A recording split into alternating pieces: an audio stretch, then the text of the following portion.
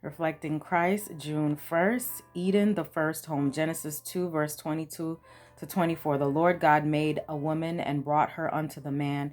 Therefore shall a man leave his father and his mother and shall cleave unto his wife, and they shall be one flesh. God celebrated the first marriage. Thus, the institution has for its originator the creator of the universe.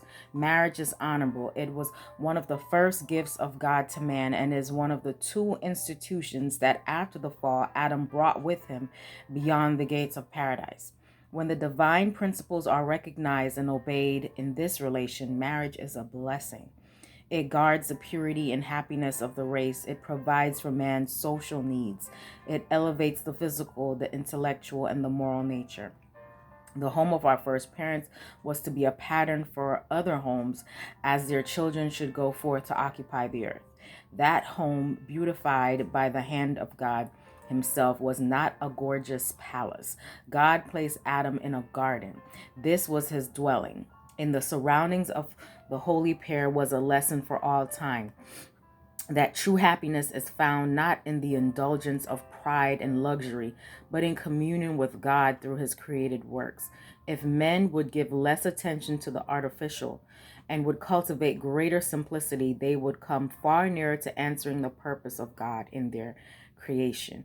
Pride and ambition are never satisfied, but those who are truly wise will find substantial and elevating pleasure in the sources of enjoyment that God has placed within the reach of all. To the dwellers in Eden was committed the care of the garden, to dress it and to keep it. Their occupation was not wearisome, but pleasant and invigorating. God appointed labor as a blessing to man to occupy his mind, to strengthen his body, and to develop his faculties. In mental and physical activity, Adam found one of the highest pleasures of his holy existence. The holy pair were not only children under the fatherly care of God, but students receiving instruction from the all-wise Creator. The order and harmony of creation spoke to them of infinite wisdom and power. They were ever discovering some attraction that filled their hearts with deeper love and called forth fresh expressions of gratitude. So long as they remain loyal to the divine law, their capacity to know, to enjoy, and to love will continually increase.